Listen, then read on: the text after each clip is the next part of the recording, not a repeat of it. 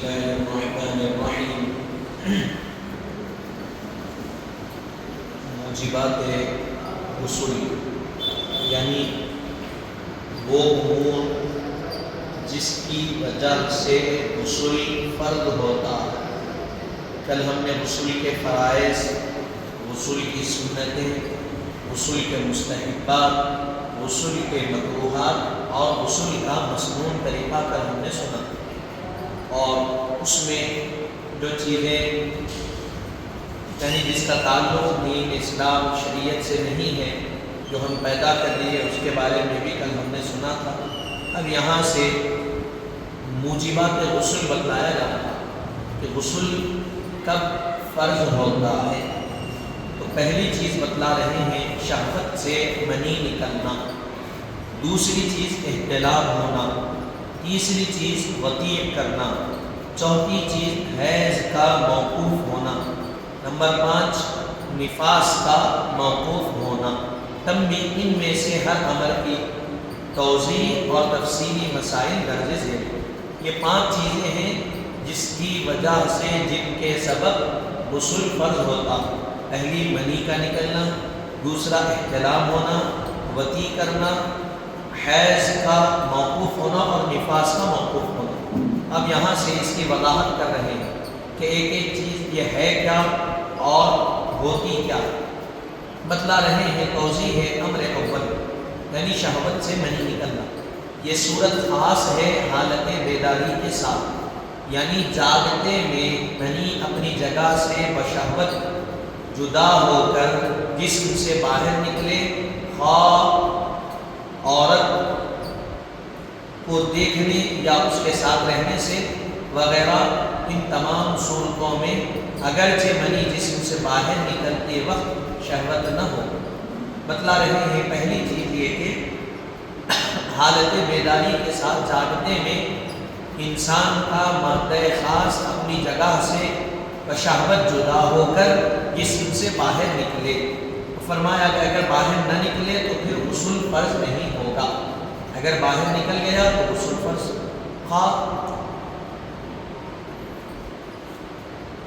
عورت کے ساتھ رہنے یا تنہائی میں اکیلے میں ہو، اگرچہ منی جسم سے باہر نہ نکلے، وقت شہوت نہ ہو۔ اب اس کی تیسری مثال دے رہے ہیں، مثلا کسی نے اپنے آدھو کو زور سے پکڑ لیا اور منی باہر نہ نکل سکے، تو پھر جب شہوت جاتی رہے تو چھوڑ دیا، تو اب منی بغیر شہوت کے باہر نکلے، تو بتلایا گیا دونوں صورتوں میں غسل کرنا اس پر فرض ہے۔ پھر اس کے بعد دوسری چیز توضیح ہمارے اول میں بتلا رہے ہیں، اگر بشہوت منی نکلنے پر قبل آدمی کیا ہے ضرورت سے فارغ ہو گیا یا سونے چلا گیا، غسل کرے اور نماز پڑھے، پھر غسل کے بعد اب جو معاملہ تھا جو انسان کا مادہ خاص کا بغیر شہوت کے نکلے، تو پھر دوبارہ غسل کرنا فرض ہے مگر نماز کو نہ لوٹانا۔ بتلا رہے ہیں کوئی ایسا شخص ہے جو منی نکلنے والی تھی اس کو مادہ خاص، لیکن روکا ہوا اپنے آپ کو اور ضرورت سے فارغ ہوا، پھر کیا کیا اس نے غسل کر لیا، پھر نماز بھی پڑھ لیا، سب کر لیا، لیکن بعد میں بغیر شہوت کے وہ مادہ خاص نکل گیا، تو بتلایا گیا اس کے بعد غسل کرنا اس پر فرض ہے۔ اسی صورت میں بتلایا، لیکن نماز جو پڑھا تھا وہ نہیں لوٹانا چاہیے۔ پھر تیسری چیز میں بتلا رہے ہیں کہ اگر منی اپنی جگہ سے بشہوت جدا نہ ہو بلکہ بوجھ اٹھانے یا بلندی سے گر پڑنے یا کسی اور صدمے سے نکل آئے تو غسل فرض نہیں ہوگا۔ یہ ایک اور صورت بھی ہے شریعت میں بتلائی گئی، انسان اگر وزن اٹھایا تو وزن زیادہ اٹھانے کی وجہ سے مادہ خاص نکل جاتا، تو بتلایا کہ کیا غسل فرض ہوگا؟ نہیں ہوگا۔ اسی طرح بلندی سے انسان گر گیا، اونچائی سے گرا یا صدمے کی وجہ سے نکل جاتی، تو بتلایا گیا کہ ساری صورتوں میں غسل کرنا اس پر فرض نہیں ہے۔ اگر کسی کو مادہ خاص جاری رہنے کا مرض ہو تو اس پر غسل فرض نہیں ہے۔ کسی کو یہ بیماری ہو گئی کہ وہ مادہ خاص نکلتا رہتا تو اس پر غسل فرض نہیں ہے۔ پھر تیسری چیز مزی یا ودی کے نکلنے سے غسل فرض نہیں ہوتا۔ اب یہ ہے کیا؟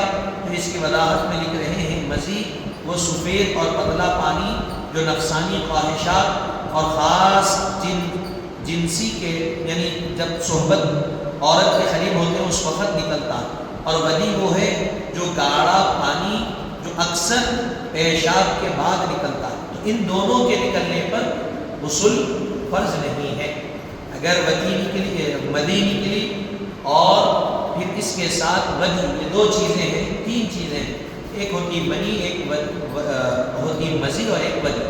مزی اور ودی نکلی تو وضو کر لینا کافی ہے، لیکن مادہ خاص منی نکلی تو آپ کو غسل کرنا پڑے گا۔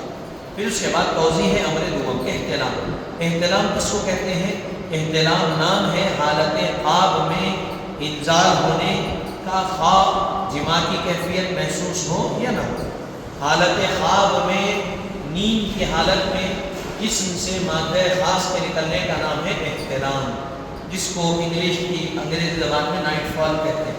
تو یہ جب ہوتا ہے تو بتلایا گیا اس میں خواب میں کبھی جماع کی کیفیت محسوس ہوتی ہے، کبھی نہیں ہوتی، لیکن آدمی فارغ ہو جاتا ہے، تو بتلایا گیا ایسی صورت میں بھی اس پر غسل فرض ہے۔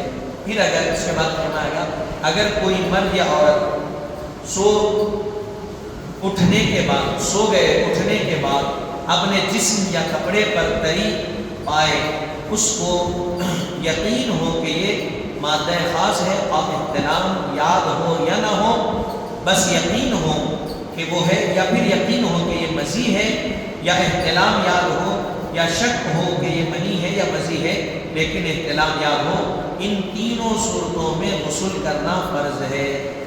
اور اگر یقین ہو کہ یہ منی نہیں ہے بلکہ مزی یا ودی ہے، اور احتلام یاد نہ ہو، یا شک ہو کہ یہ منی ہے یا مزی ہے یا ودی، اور احتلام یاد نہ ہو لیکن سونے سے قبل انسان کا اعضاء مخصوص کو یعنی اس کی کیفیات اس کو معلوم ہے، تو ان دونوں صورتوں میں غسل فرض نہیں ہے۔ یہ پہلی صورت بتلائی گئی، انسان کو یقین ہے کہ احتلام ہوا لیکن کون سا مادہ نکلا اس کا یقین نہیں ہے، تب غسل فرض ہے۔ پھر دوسری کیفیت بتلائی گئی کہ اس کو یاد ہی نہیں ہے کیا نکلا، اور اس کو یقین ہے کہ یہ مادہ خاص منی نہیں ہے، مزی ہے، تو بتلایا گیا ایسی صورت میں اس پر غسل فرض نہیں ہے۔ نمبر 3، اگر احتلام یاد ہو یہاں تک کہ انزال کی لذت بھی، لیکن اس کا کوئی اثر جسم یا کپڑے پر نہ ہو تو غسل فرض نہیں ہے، اس حکم میں عورت بھی داخل۔ احتلام ہوا رات میں لیکن صبح اٹھنے کے بعد کپڑوں پر تری اور کڑک پن محسوس نہیں ہوا، یاد ہے لیکن جسم سے اس کی علامتیں ظاہر نہیں ہوئی، تو بتلایا گیا اس پر غسل فرض نہیں ہے۔ پھر اس کے بعد توضیح ہے امر سوم بتلا رہے ہیں وتی۔ وتی کیا ہے؟ کسی مرد کا اعضاء خاص سر، اس کو عربی میں خفشہ کہتے ہیں، کسی عورت کے قبل خاص یا کسی مرد یا عورت کے دبر مقام یا میں داخل ہو تو وتی ہے۔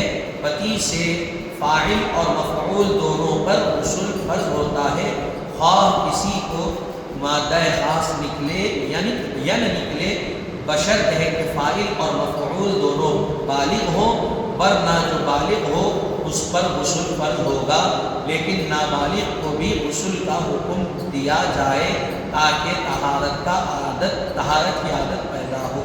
یہ بتلایا گیا مرد اور عورت جب ساتھ رہتے ہیں شادی شدہ، تو بتلایا گیا ان کی صحبت کے بعد بتلایا گیا کہ ان کو غسل کرنا فرض ہے۔ اور یہ وتی جو کہتے ہیں انسان کے پچھلے حصے میں اگر صحبت کی جائے تو کہا جاتا ہے، لیکن یہ شریعت میں منع۔ پھر اس کے بعد فرمایا گیا اگر کوئی شخص، یہ یہاں وتی کا بارے میں بتلایا۔ اب اس کے بعد ہے حیض۔ حیض کا تو معلوم ہے کہ یہ عورت کے مخصوص ایام ہوتے ہیں، ان کے مخصوص ایام کے ختم ہو جانے کے بعد، رک جانے کے بعد ان پر بھی کیا ہے؟ غسل کرنا فرض ہے۔ پھر اسی طرح ہوتا ہے نفاس۔ نفاس کا ہوتا ہے تو معلوم ہے کہ جب بچہ پیدا ہوتا ہے تو پیدا ہونے کے بعد 40 دن تک عورت جو کیفیت میں رہتی نفاس کہتے ہیں، وہ نفاس کی کیفیت ختم ہو جانے کے بعد پھر عورت کو پاک ہو جانا یعنی غسل لے لینا چاہیے۔ یہ غسل کے مسائل ہیں، اب اس میں اور تفصیلات ہیں جس کی ضرورت نہیں ہے۔ اب یہاں سے پانی کے مسائل بتلائے جا رہے ہیں۔ پانی کے مسائل کیا ہے؟ پانی کے اقسام، پانی کی دو قسمیں ہیں، مطلق مقید۔ پھر مطلق کی دو قسمیں ہیں، جاری رکدہ۔ رکدہ کی دو قسمیں ہیں، کثیر اور قلیل۔ ان سب کی تعریفات اور احکام حسب ذیل ہے۔ آب مطلق، آب مطلق کس کو کہتے ہیں؟ وہ پانی جس کو عام بول چال میں پانی کہیں اور جو پانی کے لفظ پر فوراً ذہن آ جائے، جیسے پانی دریا، ندی، نہر، تالاب، حوض، چشمہ، کنواں، کنویں کا پانی، پھر پگھلے ہوئے برف کا پانی، ابلے ہوئے چشمے کا پانی، یہ ہو گیا آب مطلق۔ آب مطلق یعنی وہ پانی جو انسان کی عام بول چال میں ہے، پانی کہتے ہیں جو ذہن میں آ جاتا ہے۔ آب مطلق پاک ہے، اس سے وضو بھی کیا جا سکتا ہے، غسل بھی درست ہے، اور ناپاک چیز بھی اس سے پاک ہو جاتی ہے۔ آب مطلق کیا ہے؟ پاک ہے، پاک کرنے والا۔ پھر دوسری چیز، تیسری چیز بتلا رہے ہیں، آب مطلق زیادہ ٹھہرے یا بند رہنے یا کسی برتن میں رکھے رہنے یا اس میں درختوں کے پھل پتے گرنے سے ناپاک نہیں ہوتا۔ آب مطلق کیا کر رہے ہیں؟ ایک جگہ پہ رکھ رہے ہیں، کیا ایک جگہ پہ ٹھہرا ہوا ہے، بند رکھے، برتن میں رکھے، یا اس میں درخت کے پھل گرے، پتے گرے، تو ان سب سے پانی آب مطلق کیا ہے؟ ناپاک نہیں ہوتا۔ اگرچہ اس کی تین وصف ہیں، اس کے کیا ہے؟ تین وصف، رنگ، بو، مزہ۔ رنگ، بو، مزہ یہ بدل جائے، ہاں جب ان کا پتلا پن دور ہو جائے اور پانی کا نام پانی نہ رہے تو اس سے نہ وضو ہوگا نہ غسل ہوگا۔ پانی کا رنگ بدل گیا، بو بدل گئی، مزہ بدل گیا، پانی کی جو بہنے کی طاقت ہوتی، ڈالتے جو پانی بہتا، وہ کیفیت ختم ہو گئی، تو اس سے وضو بھی نہیں کر سکتے اور غسل بھی نہیں۔ پانی گاڑھا ہو گیا پتلا، یا اس کا مزہ بدل گیا، وہ بدل گیا، تو بتلایا گیا اس سے غسل درست نہیں ہے۔ اگر آب مطلق میں کوئی پاک شے مل جائے، مثلا مٹی، چنا، شکر، زعفران، دودھ وغیرہ، یا کوئی ایسی چیز ملائے یا ملا کے پکائے جس سے مقصود میل صاف کرنا ہو، جیسے صابن، بیر کے پتے وغیرہ، جس کی وجہ سے رنگ، بو، مزہ بدل جائے لیکن پانی کی طبیعت نہ بدلے، یعنی پتلا پن اور نام باقی رہے، تو اس سے وضو اور غسل درست ہے۔ پانی کو کیا کر رہے ہیں؟ پکا رہے ہیں۔ پانی میں کیا کیے؟ پاک چیز ملائے، مثلا مٹی گر گئی یا پانی میں چنا گرا، شکر، زعفران، دودھ وغیرہ یہ ڈالے، تو بھی پانی کیا ہے؟ اس میں ایسی چیزیں ملائے یا ملا کے پکا دیے جس سے مقصود کیا ہے؟ میل کو صاف کرنا مقصود ہے جسم کا، مثلا صابن ملا کے پکا دیا، اور کیا بتلایا گیا؟ بیر کے جو پتلے ہوتے ہیں وہ ملا کے پکائے، تو بتلایا گیا اب اس سے کیا ہوگا؟ رنگ بھی بدلے گا، بو بھی بدلے گا، مزہ بھی بدلے گا پانی کا۔ تو کیا پانی کی کیفیت بدل گئی؟ کیونکہ اوپر بتلایا گیا رنگ، بو، مزہ بدل گیا تو پانی استعمال نہیں کر سکتے، تو بتلایا گیا نہیں، یہاں پہ پاکی حاصل کرنے کے، جسم کے میل کو صاف کرنے کی نیت سے ملایا گیا، پکایا گیا، تو یہاں دیکھا جائے گا کہ پانی کی طبیعت کیا ہے۔ پانی زمین میں ڈالنے کے بعد بہہ رہا ہے یا جمع ہو جا رہا ہے جگہ، یہ دیکھیں گے۔ اگر پانی کی طبیعت میں بہاؤ پن ہے تو وہ پانی پاک ہے اور پاک کرنے والا۔ اسی طرح پانی کا پتلا پن اور پانی کا نام، پانی نظر آ رہا، گاڑھا نہیں ہوا، وہ پانی ہی ہے، تو بتلایا گیا اس سے وضو بھی کر سکتے، اس سے غسل بھی درست۔ اور اگر پانی گاڑھا ہو جائے، جیسے ستو ملا ہو یا عام بول چال میں ایسا پانی، اسے پانی نہ کہے، کوئی اور نام ہو جائے، جیسے شربت، یا پانی میں کوئی چیز ملا کر پکائے جس سے وہ جس سے مقصود میل صاف کرنا نہ ہو، مثلا چائے، شوربہ وغیرہ یا زعفران یہ چیزیں اگر ڈال کر پکائے تو بتلایا گیا. پھر اس کے آگے بتلا رہے ہیں رنگ ڈال کر پکائے، کپڑا رنگ کرنے کے قابل ہو یا دودھ کا رنگ یا وہ پانی پر غالب آ جائے تو ایسی صورت میں وضو اور غسل درست نہیں ہے. یہ دوسری قسم یہ بتلا رہے ہیں اگر پانی میں کیا کرے، ایسے اشیاء ملائے جو جسم کو صاف کرنا مقصود نہیں ہے. مثلا شکر ملا دی، شکر سے جسم صاف نہ ہوتا، پانی گاڑھا ہوتا ہوگا، شیرہ بنتا. ایسا کرے تو وہ کیا ہو جائے گا، شکر ملائیں گے تو شربت بن جائے گا، اس کا نام بدل گیا. پھر اس کے بعد اس میں کیا کرے، صاف مقصود کیا ہے، میل صاف کرنا نہیں ہے. مثلا اس میں چائے ملا دی، چائے بنائی یا شوربہ ڈال دیے اس میں یا زعفران ڈال کے پکائے تو اس سے جسم کا میل صاف کرنا تو مقصد نہیں ہے، اس سے نہیں کرتے.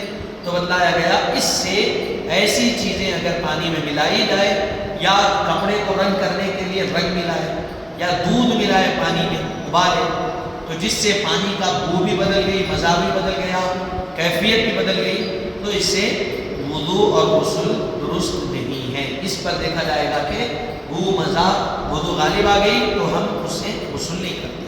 اب یہاں سے آب جاری یعنی بہتا ہوا پانی کے بارے میں بتلایا جا رہا ہے. انشاءاللہ تعالی ہم اس کی قسموں کو کل سماعت کریں گے. آخر